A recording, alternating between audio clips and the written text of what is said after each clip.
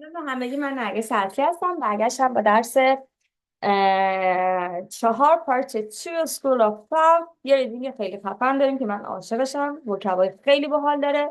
مدال وربا رو میخوام بهتون درس بدم که تو کتاب المنتری درستون دادم. اینجا با دیتیل بیشتری درس میدم و وکابلریمون راجع به ایژوکیشنه، سابجکت هایی که توی مدرسه اینا دارید. و اینکه ممنون از کسایی که کامنت گذاشتین، ولی من خواهش میکنم همون کامنتی که میخوای با فارسی بنویسی ممنونم ازت، همونو با انگلیسی بنویس. نمیخوام که حتی فینگلیش بنویس، فارسی انگلیسی، همونی که تایپ میکنی فارسی همونو به انگلیسی بنویس. خیلی باعث میشه ویدیوها بیشتر دیده بشن و من ویدیو بیشتر بزنم وقتی میبینم که این انگیزه هست و واقعا چند نفر میبینن. اون یه سری که من میبینم ویوها اینقدر بالا سری کامنت ها اینقدر کمه، ممنون از اینکه هیچ ساپورتی نمیکنین. پس لطفا دایرکت من نیاین و تکالیفتون رو بفرستین و بگین بیشتر ویدیو بذاره اینا وقتی هیچ ساپورتی نمیکنی و کلاس رایگان داری. it doesn't make sense at all. بریم وکابلری پارت رو ببینیم. در اون دسته از کسایی که واقعا حمایت میکنن وکابلری خیلی خفنی داریم. Working pairs, discuss the subjects in the box. Which subject did you like at the school? چه سابجکتی، چه موضوعی از درسی که توی سکول دوست داشتی؟ And were there any subject you didn't like? سابجکتی بوده که تو دوست نداشته باشی. ببین were همون was و were. سابجکتی بوده که تو دوست نداشته باشی. Any subject that you didn't like? And why not? همه گرامر رو دقت کن. حالا اینا رو ببین. math ریاضیات، ساینس علوم، هیستوری تاریخ، لیترچر ادبیات، ببین لیترچر، آرت هنر، لنگویج زبان، and IT information technology IT. بگو چه سابجکتی. for example I did like art and language but I detest right now Shindi, oh my god, right now I detest history. I didn't like history. I haven't actually liked this history subject till now. اصلا هیستوری دوست، هر چیزی که مربوط به پس بشه رو من دوست ندارم. خب حالا بیا صفحه 154. صفحه 154 یه سری وکب دیگه راجع به education بهت میگه. همین الان ویدیو رو لایک کن، همین الان یه کامنت انگلیش بذار. دمت هم گرم. خب ببین اینجا این هرمه رو میبینی، میگه answer the question where did you go to primary school. primary school بچه ها میشه همون دبستان خودمون در واقع. primary school رو ببین 4 to 11 years، آخر این هرمه رو ببینی 4 to 11 years میری primary school. number 2 which subject did you enjoy at secondary school. secondary school مثلا اون راهنمایی خودم. من نظام جدید نمیدونم مثلا از کلاس 10 11 چجوریا میشه، ولی طبق نظام خودم راهنمایی خودمون میشد، یعنی بین 11 تا 18 سالگی. خب این راهنمایی دبیرستان انگاری. خب secondary school میشه اون حالت.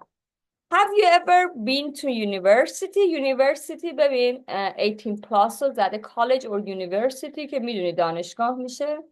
What did you do and would you like to study?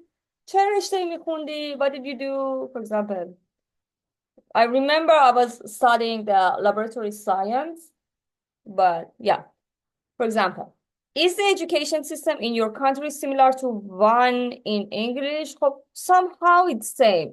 After 18 ما میریم دانشگاه و یونیورسیتی و اینها. تقریبا پرایمری و سکندری مون هم همین جوریه. ببین از 4 تا 7 سالگی و این پایین هرم زده اینفانتس، یعنی نوزاد نمیشن ولی خب اصطلاحش اینفانتس. خب از 7 تا 11 سالگی و بهشون میگن جونیورز، یعنی تازه واردان.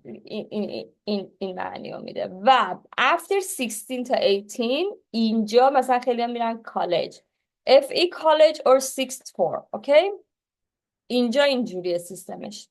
ولی خب ما چیزی که هست فکر می‌کنم تا 16 سالگی اینا یه حالت پیش دانشگاهی طورمون تمام میشه و بعدش میریم مثلا دانشگاه. بیا سابجکت های اینجا رو برات بخونم. متن رو که بهت گفتم ریاضیات، فیزیک، chemistry که خونده میشه chemistry شیمی biology زیست geography history تاریخ language art یعنی زبان art هنر design and technology همینی که این داره انجام میده نمیدونم فارسی دقیقا چی میشه همون حرفه و فن نه نمیشه این حرفه و فن نمیدونم این به فارسی چی میشه physical education کسایی که در آینده مثلا physical education دیگه خدایا اینایی که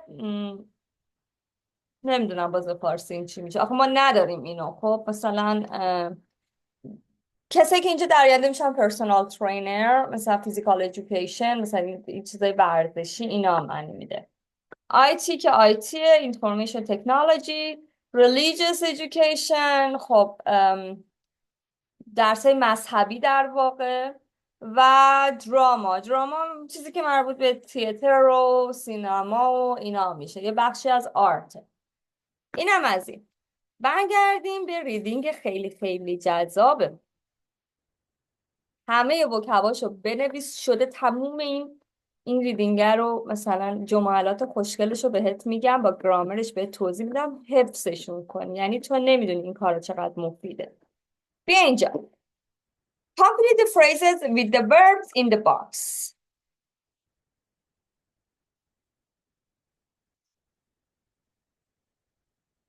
خب make where do or take give play study همشونو معنیشونو میدونی من دیگه برات معنی نمیخوام معنی کنم تا برید سرچ کنید توی دیکشنری art and music خب ببین یه فعلن همشون دیگه باید برای اینا بذاری دیگه مثلا برای art and music چی میذاری verb پوشیدن که نمیتونی بذاری do or take که نمیتونی give که دادن که نمیتونی بذاری play بازی کردن یا یه ورزشی انجام دادن که نمیتونی بذاری make ساختن که نمیتونی بذاری پس میشه study art or music or a foreign language or study online پس الان تو فهمیدی وقتی میخوای بگی یه درسی آنلاین خوندم فعلش چی میشه study online study a foreign language study an art or music a sport games a musical instrument sport فعلش چی بود اگه یاد باشه کتاب قبلی بهت گفتم play a sport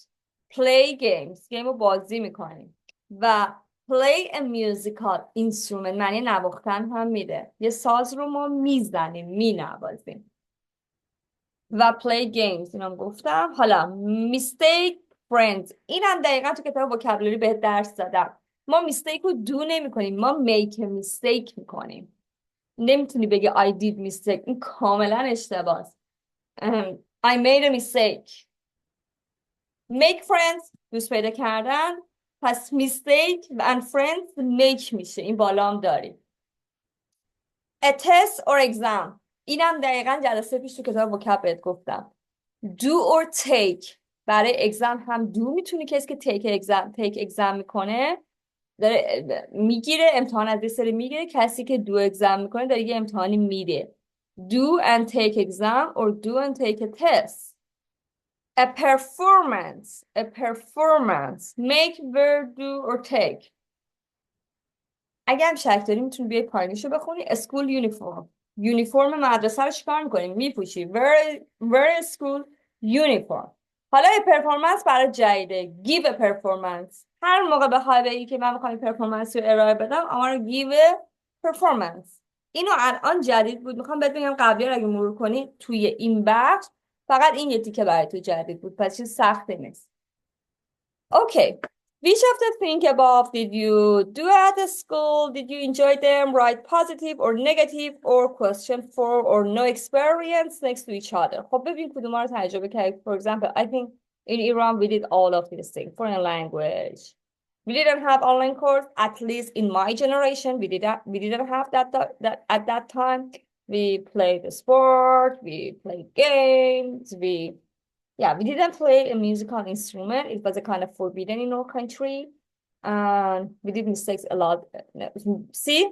Common mistake man did a mistake now. We made a mistake 1,000 times. We made friends. We did tests. we gave a performance. It was really nice. یادم توی دهه فجر همه این کارا میکردیم. And of course we had to wear a uniform. باید اون یونیفرم مسخره دختران میپوشیدیم. Okay, work in pairs and compare your answer. Who enjoyed their school experience more? خب با هم کار کنین و انسراتون رو کامپیر کنین و که بیشتر کدوم لذت می‌برد و اینا. بریم سراغ reading part. Work in pairs. Discuss who was your favorite or least favorite teacher at the school. Why? And were your teachers traditional in their approach to teaching? Do you think this was a good or bad? خب اول مثلا باید بگی که the most favorite or your favorite یعنی که معلم مورد علاقت. least favorite یعنی کسی که least favorite teacher یعنی کسی که اصلا خیلی کم دوستش داشتی. معلم دینی اصولا فکر کنم برای همه بدترین معلم بوده. خب ما سیستم آموزشیمون تو مملکتمون موقع من حداقل traditional system بود.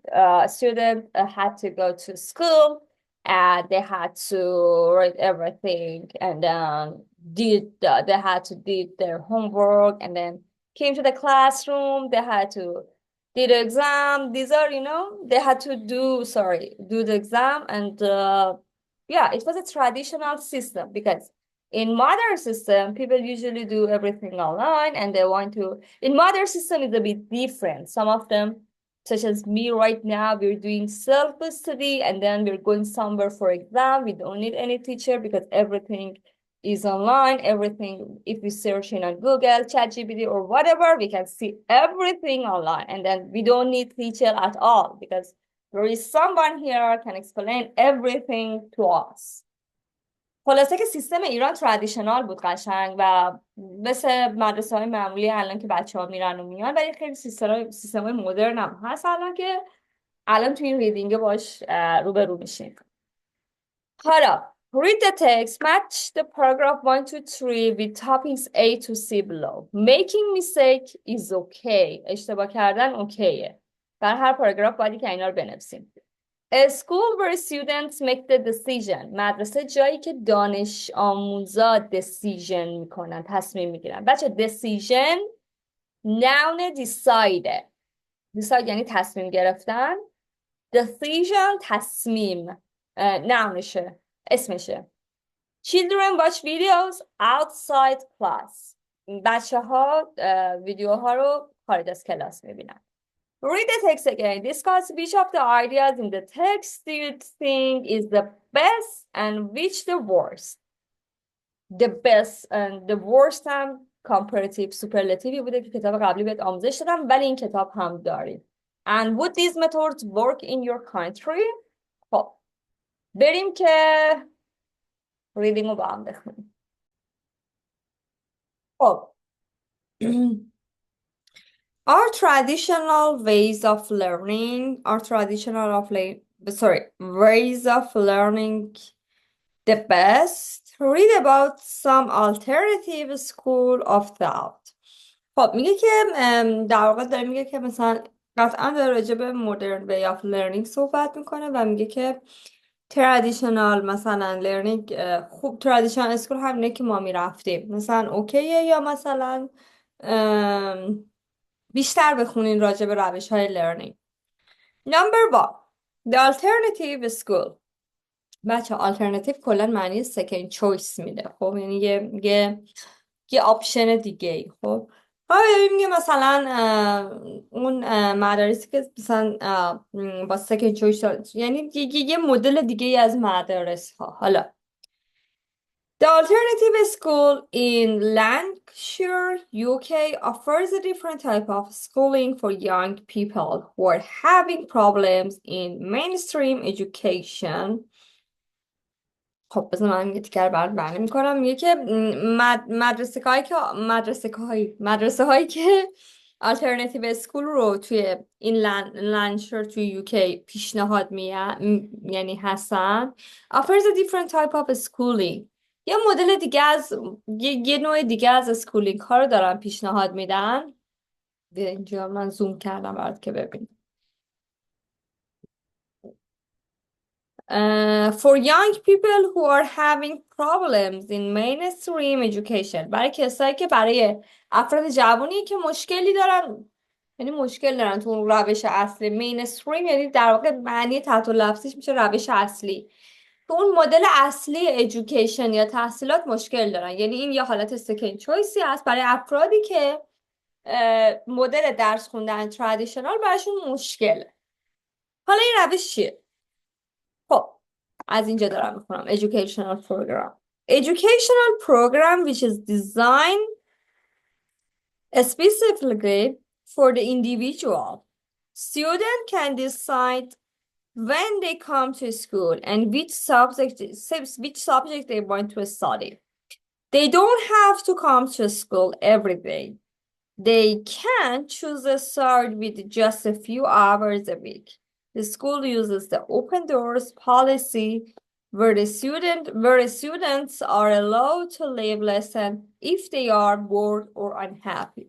خب کلا استودنت محور این یه همچین چیزی. خب ببین مینستریم رو بخوام یه جورایی برات معنی کنم، معنی بیسیک میده با کسایی که، یعنی اونجا گفتم روش هستی ولی اینجا میتونم بیسیک هم معنی کنم، یعنی در واقع برای کسایی که این حالت بیسیک طور ترادیشنال همونطور که ماها یاد گرفتیم براشون مشکل داره. حالا چی میگه؟ میگه که این educational پروگرامه which is design طراحی شده به صورت خصوصی specifically for the individual، برای یعنی فرد محوره.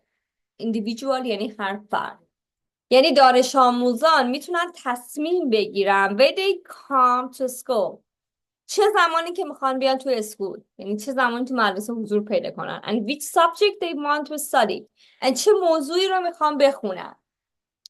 They don't have to، اونها مجبور نیستن. ببین have to یعنی مجبور بودن. They don't have to، اونها مجبور نیستن که come to school every day، هر روز بیان به مدرسه. They can، ببین have to، can، don't have to، must، اینا همه مدال وربایی که امروز میخوام به دست بدم.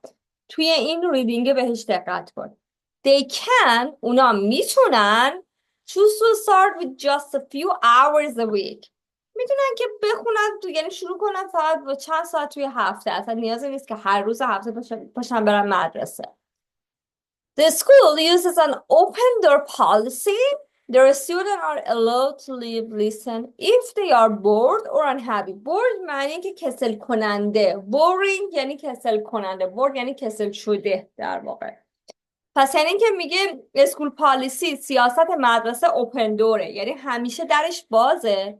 وقتی که استودنت بخواد بیاد اون توی لسن شرکت کنه، اور زمانی که اونا فکر میکنن که کلاس براشون بورینگه و بورد میشن or unhappy، شاد نیستن، با یعنی رضایت بخش براشون نیست اون کلاس. اوکی، این گرامر رو ببین. students are allowed to leave یعنی دانش آموزان اجازه دارن که ترک کنن.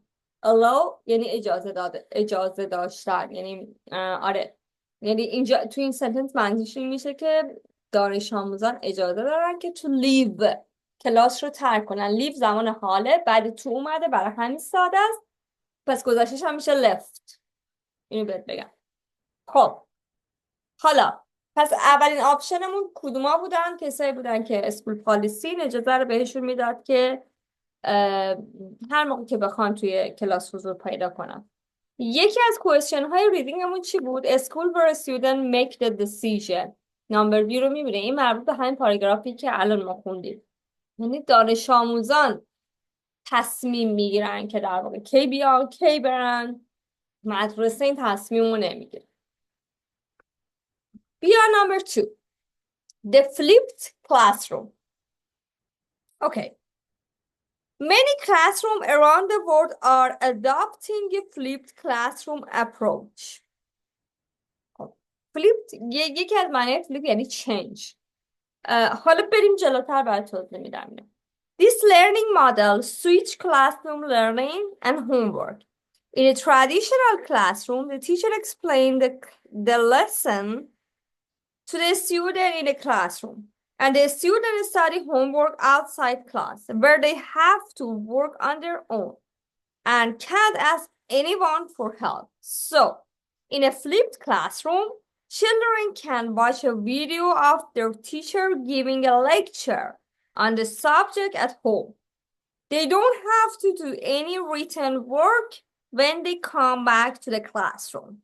They have to do the more traditional exercises, but they can ask the teacher or the classmate for help if they don't understand. خب این the flip classroom ها انگار که مثلا بچه‌ها فلیپ، حالا اینجا میگم من یکی از معنیاش change میشه. خب وقتی میگه که many classroom around the world are adopting a flip classroom approach، یعنی راه approach خیلی معنی میده، ولی اینجا معنی مثلا یکی از روش ها این معنی میده، یه روش فلیپ کلاسروم رو ارائه میده.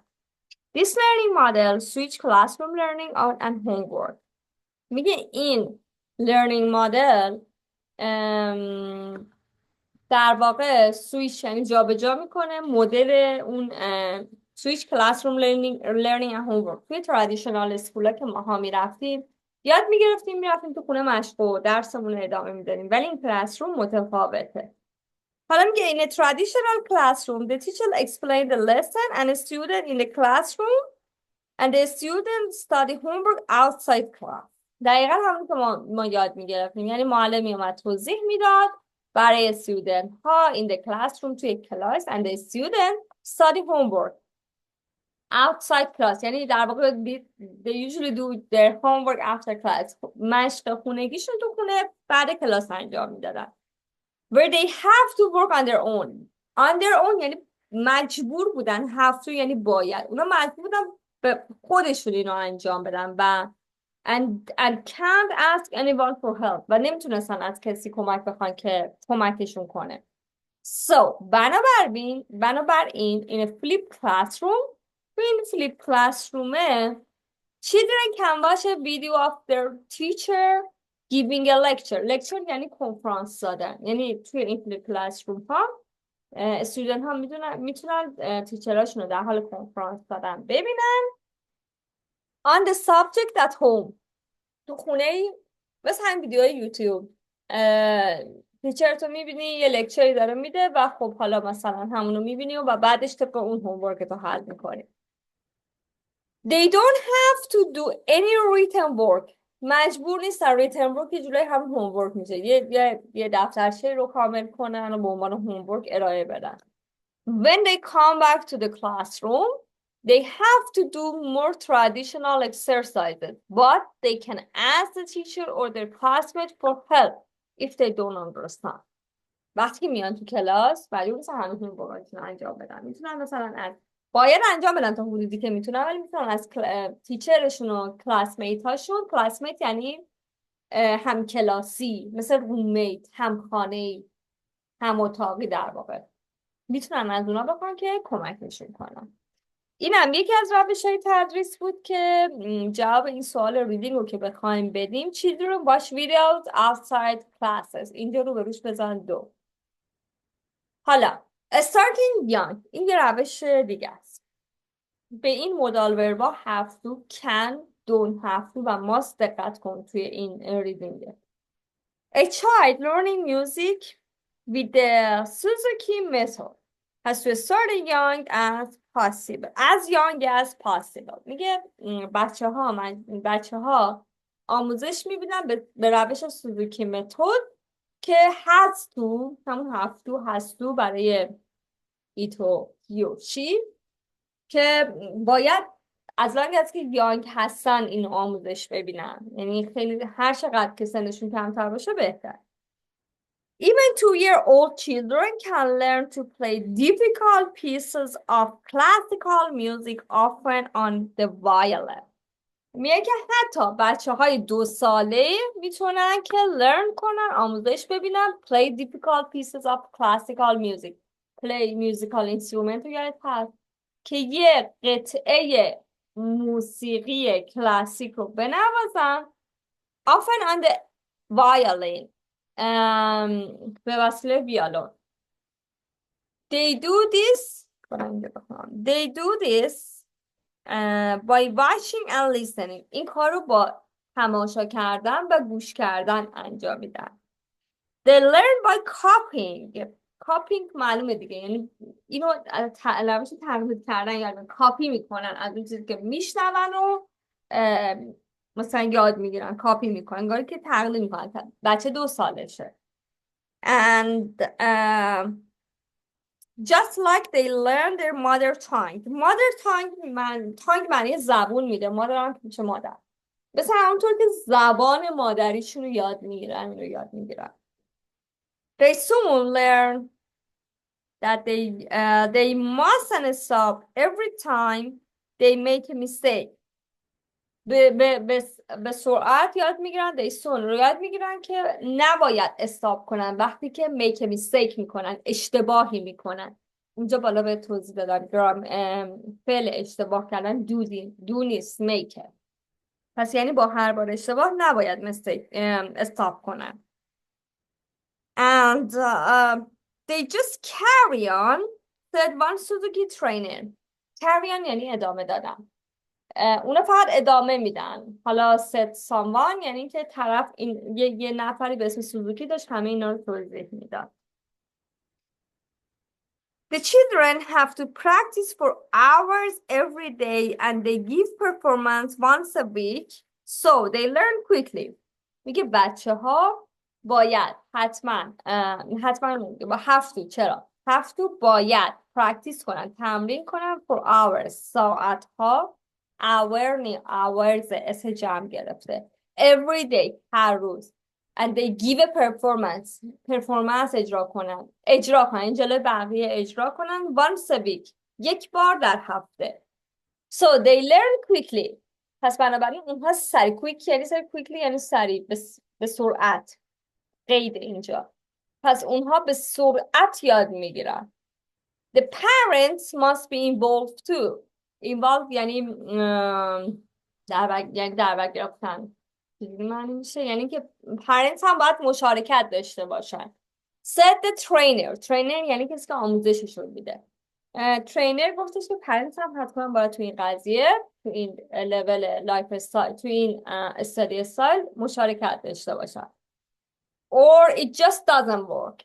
یا این روش کار نمیکنه. پس روشی که بچه با گوش کردن و تکرار کردن و واشین کردن به دست میاره و همینجوری مینوازه، مثل همونطور که روش زبان مادریش رو یاد میگیره و والدینش هم حتما باید شرکت کنن. حالا خب این کدوم میشه؟ یکی میمونه دیگه. making mistake is okay. اگه که اشتباه میکنن باید ادامه بدن، نباید بس به کارشون استاپ کنن. خب خیلی بچه ریدینگ خوبیه این. خیلی کلمات میتونی از توش یاد بگیری. همین فلیپینگ، همین خیلی کلمات داره و به نظر من همیشه اعتقاد داشتم کلمه رو تو جمله حفظ کن، خیلی بیشتر به کارت میاد. این از این ریدینگ رو خوندیم. بریم صفحه بعد که راجع به مودال ورب هایی که توی ریدینگ داشتیم میخواد صحبت کنه، یعنی have to، can and must. اینجا اگه دقت کنی یه mustn't هم داشتیم. میگه صفحه 134.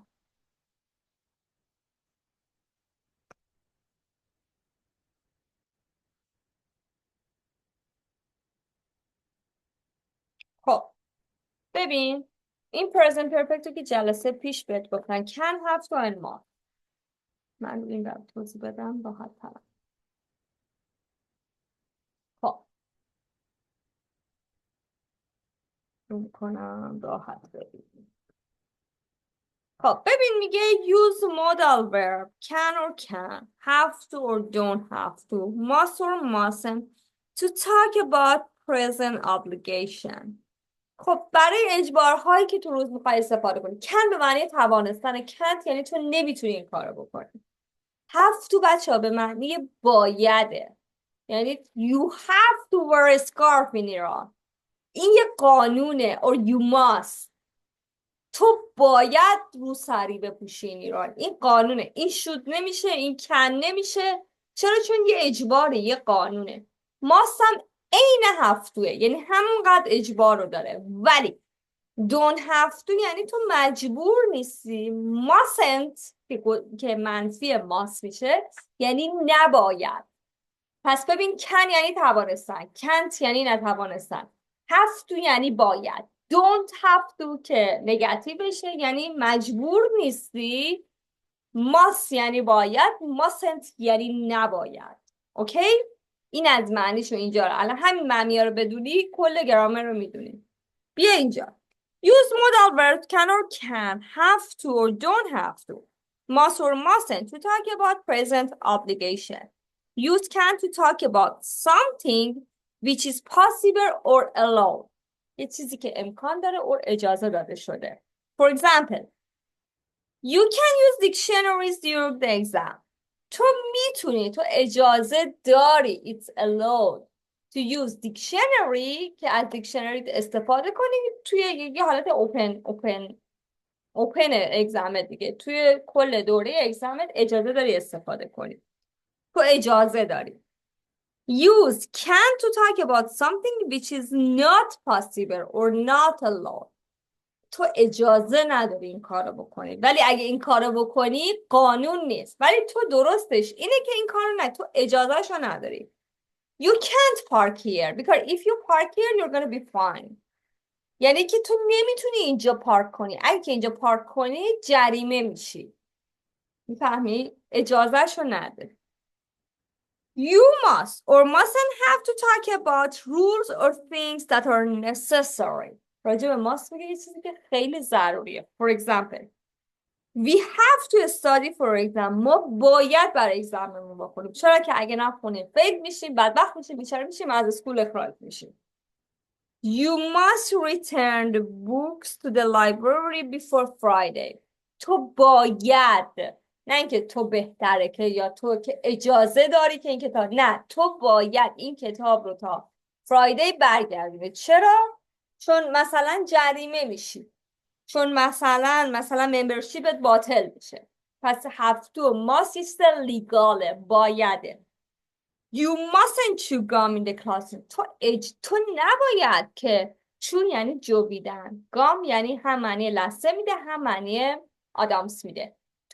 تو نباید، نه اینکه تو اجازه نداری، تو نباید، این غیر قانونیه که چوین گام کنی in the classroom، آدامس به جوی توی کلاس.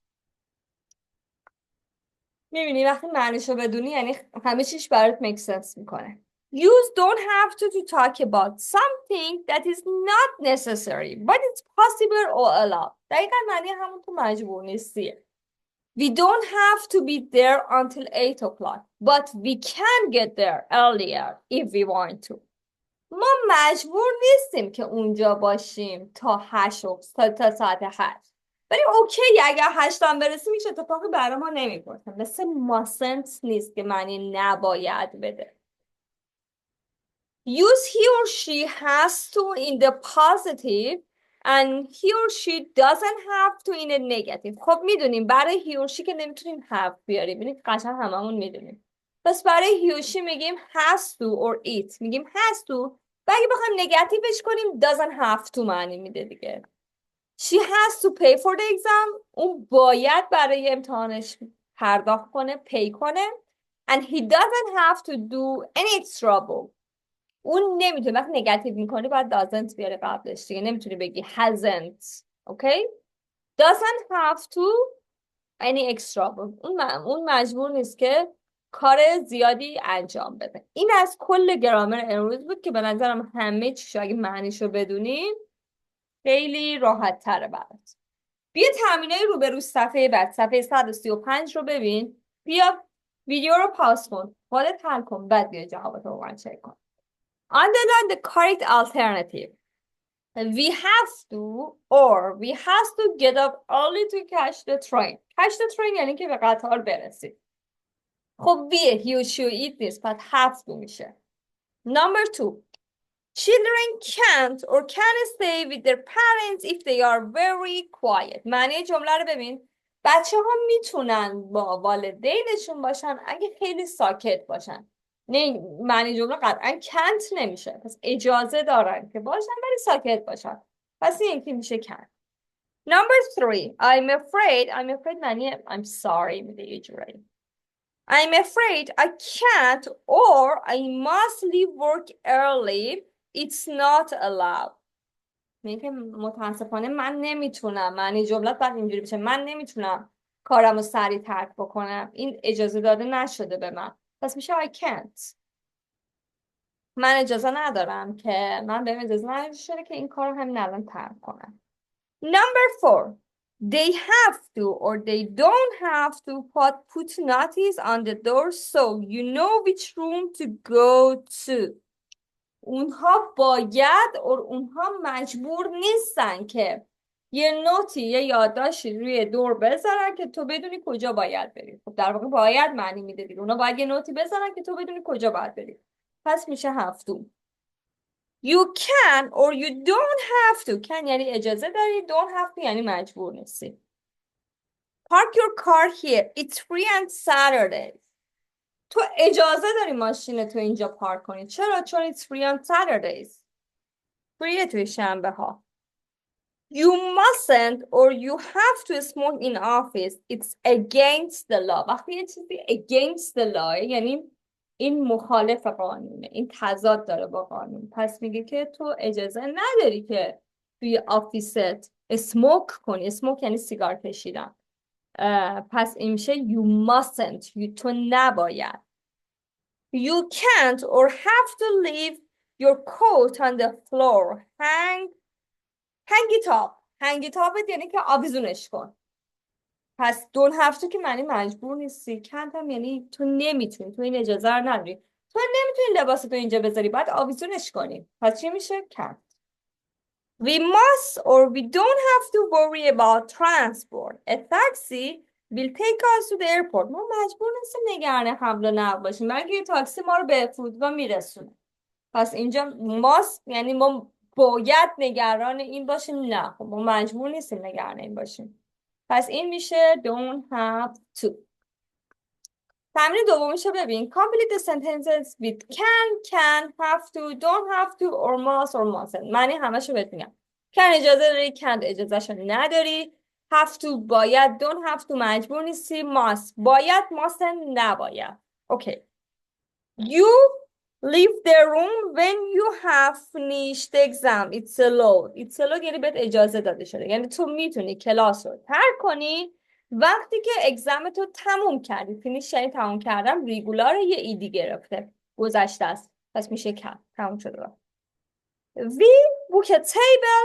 The restaurant is never busy on Mondays. It's not necessary. ما مجبور نیستیم که بوک تیبل کنیم. بوک تیبل یعنی چی؟ یعنی رزرو کردن. یعنی یه میزی رو رزرو کنیم، برای اینکه ماندی ها تو شنبه ها رستوران اصلا بیزی نیست. پس don't have to.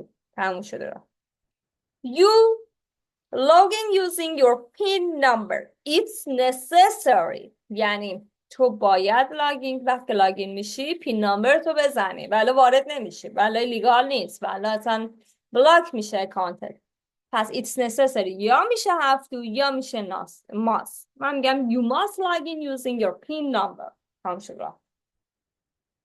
You eat as much as you like. It's allowed. تو میتونی هر چقدر که دوست داری بخوری. As much as you like. گرامرشو بعدم بهت میگم. As adjective and as. نه تو اینجا adjective نیست، ولی کلا این as رو بهت میگم. یعنی که تو میتونی هر چقدر دلت میخواد بکنی. You are allowed. You can eat as much as you like. Okay. Sadie, bring extra clothes. Sadie, bring extra clothes. I have got lots of here. It's not necessary. یعنی که این طرف سعدیه مجبور نیست extra یعنی اضافی. clothes یعنی لباس. مجبور نیست لباس های اضافی بیاری. برای اینکه I have got lots of here. من یه عالمه لباس اینجا دارم. I have got توی elementary به درس دادم. But it's not necessary. پس سعدی doesn't have to. بهت گفتم سعدی چون میشه she or he نمیتونی بگی مثل مجبور نیست. doesn't have to. بخوای نگاتیوش کنی یه doesn't باید اولش بیاری. You wear jeans in the night club. It's not allowed. اجازه بهت داده نمیشه که توی نایت کلاب بیای جین بپوشی، باید لباسی مهمونی و اینا بپوشی. اجازه داده نمیشه یعنی چی؟ یعنی can't. You can't wear jeans in night clubs. Harry, work on his pronunciation. It's necessary. هری باید روی پرونانسیشن کلمات داره اشتباه تلفظ میکنه، باید روی پرونانسیشنش کار کنه. یا have to، هری حتی میشه has to یا must. He must work on his pronunciation. The last one, you can't do that. It's illegal. It's not allowed. خب دیگه وقتی میگه it's not allowed تو نمیتونی این کارو بکنی. You mustn't هم میتونی اینجا بگی ها، ولی وقتی اینجا نمیشه it's not allowed همون you can't بگی. ولی مثلا من میتونم you mustn't هم بگم. برگردیم. من این گرامر رو خیلی دوست دارم، خیلی به کارت میاد. کلا این درس 4 و درس 5 این کتاب بسیار درسای خوبی هم. درس 5 بیشتر راجع به گیو دایرکشن صحبت میکنه. خب این از این گرامر رو بهت گفتم. صفحه 41 کتابت میگه که read the sentence 1 to 6 and put the verbs in bold in the box in the correct place in the table. Students can decide when they come to school. بچه ها میتونن تصمیم بگیرن که کی میخوان تو اسکول بیان. The students can't ask anyone for help. بچه ها اجازه ندارن که از کسی اجازه بگیرن که برای کمک. They have to do more traditional exercises. اونها باید باید خیلی تمرین‌های traditional و سنتی رو انجام بدن. At the alternative school, you don't have to come to school every day. توی این second choice school ها یا این توی alternative school ها تو مجبور نیستی هر روز بیای سر کلاس. They mustn't stop every time they make a mistake. اونها نباید استاپ بکنن وقتی که اشتباه میکنن، باید ادامه بدن، carry on کنن. The parents must be involved too. والدین همچنین باید در بر گرفته بشن توی این روش آموزشی. خب possible or allow میشد can. Not possible or not allowed اجازه نداشتن میشه can't or mustn't. Necessary میشه must and have to and not necessary میشه don't have to or مجبور نیستی. 134 هم به درس دادم. اینجا میگه complete the text with have to, don't have to, must or mustn't, can or can't. They may be more than one possible answer. خب یه جایی معنی مثلا همین can و can't و mustn't یه جایی معنیاشون یکی میشه، میتونی جفتشو استفاده کنی. حالا Do I have to go to school today? من مجبورم امروز برم به مدرسه. بریم که اینو با هم حل کنیم. ویدیو رو پاس کن، خودت حل کن، بعد دوم چک کن. They not necessarily very uniform. یعنی اونا مجبور نیستن برای very uniform کنن. پس don't have to. And they not necessary for the school bus. And میگه they don't have to for the school bus. اونا مجبور نیستن منتظر اسکول باس بمونن. They are two of the adventures of being homeschooled. یعنی اینکه advantage. حواسم نیست میگم adventures چه معنی میده اینجا.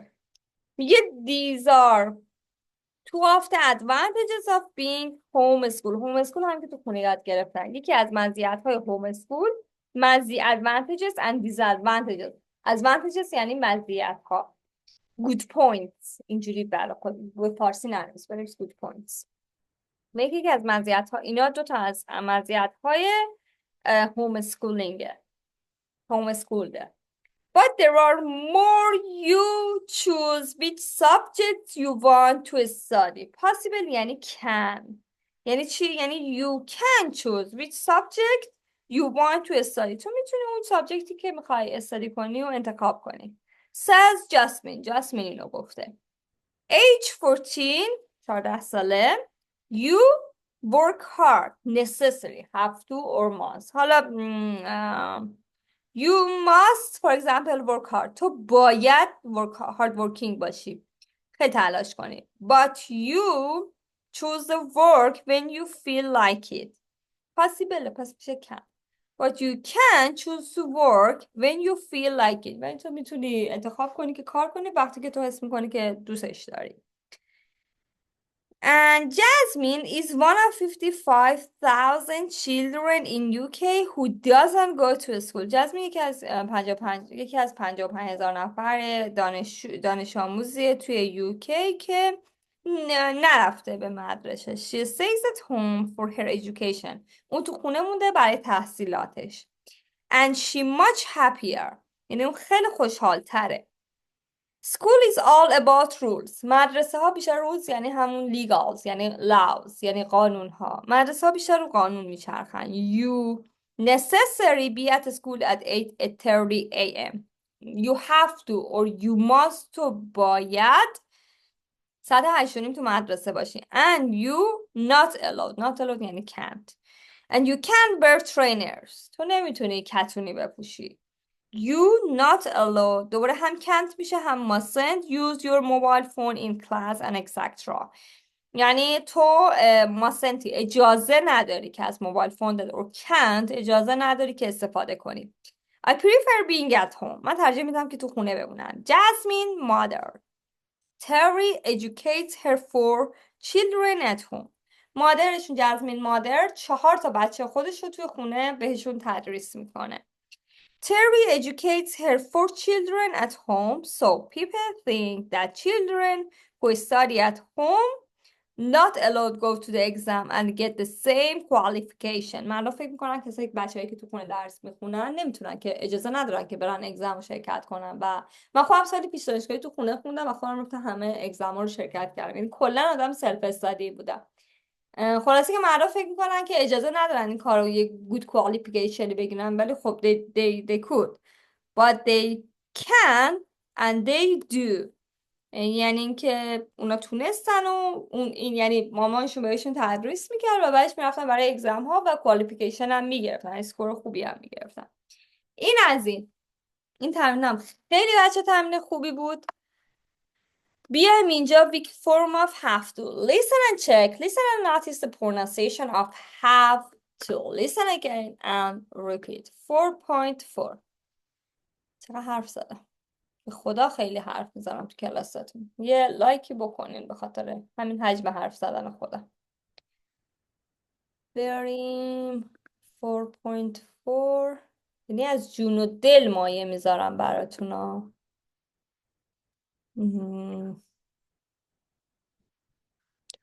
فیکسه اینه فعلا. بیا.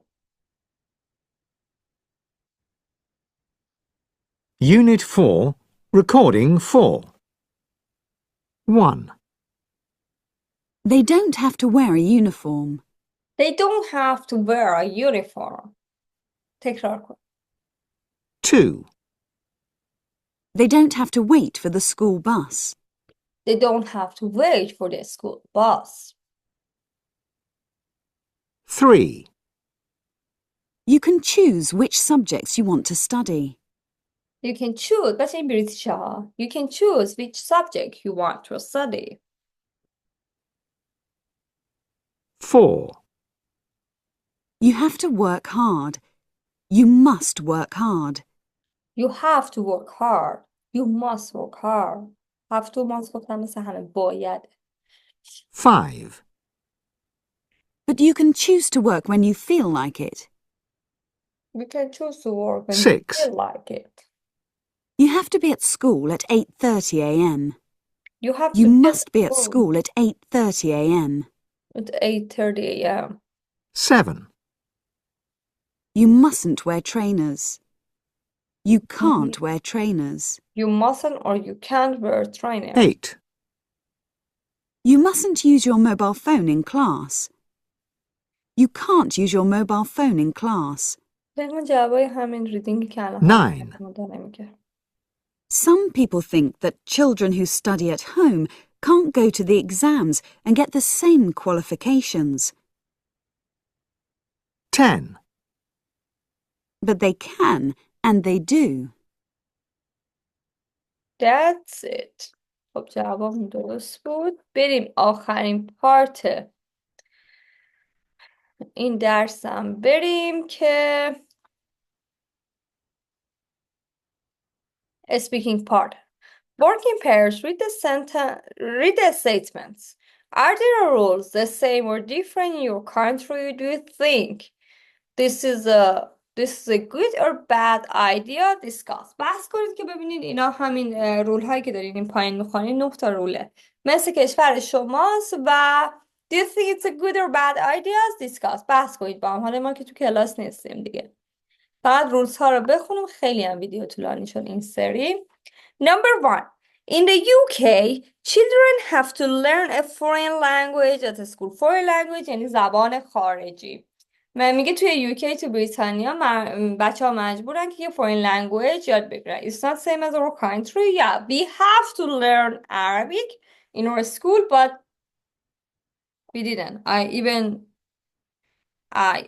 don't remember even one word in Arabic that I had to study at school. Somehow it's same. خب. Number 2. In the UK, you can take exams in art, cooking, and sport at school. It's a good idea. برای اینکه میتونی توی یه امتحانی بدی راجع به کوکینگ، آشپزی کردن و اسپورت و این چیزا توی اسکول تو مدرسه بعد این امتحانا رو هم بدی. فقط مثلا تئوری نیست امتحانه. Number 3. Children in Thailand have to sing the national anthem in the morning. Yeah, we had the same situation. بچه national anthem means that سرود ملی باید با هم هر روز توی این لاینمون مورنینگ لاینمون میخوندیم دیگه مجبور بودیم. Number 4. In Singapore, children must learn most subject, math and science in English. It's a really good idea, but we didn't have the same situation. Everything was in Farsi. Number 5. In France, children don't have to wear uniforms to school. I don't like these ideas because I think when the children have a uniform, it's a kind of, it gives a good sense, I think. I don't know. ولی توی فرانسه میگه که مجبور نیستن که بچه ها یه یونیفرم رو بپوشن. Number 6. In Japan, children mustn't be late for school. بچه ها نباید دیر برسن برای school. And or they can't get in. بس که دیر برسن get in نمیتونن بشن. داخل نمیتونن بشن. It's a good.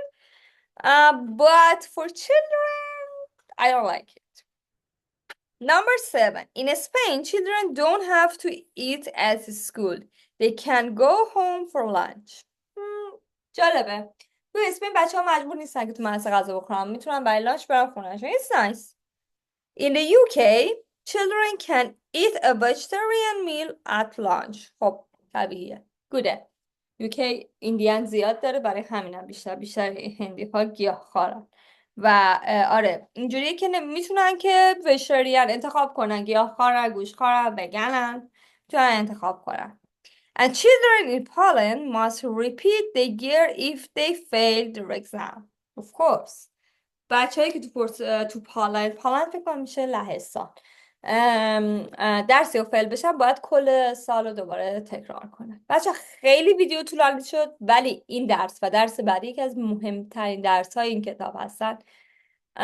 ممنونم که پیشم بودین، ممنونم که همراهی کردین. هومورک ها رو یادتون نره. lesson 4.2 اگه برسم این هفته یکی دیگه از جلسات این کتاب رو میذارم که آخر هفته بتونیم کتاب رو تموم کنیم. اگه سوالی داشتین برای کسانی که خیلی همراهی میکنن لطفاً نرگس لینگو و اینستاگرام برای من بفرستین. And that's it. See you next session. Bye bye.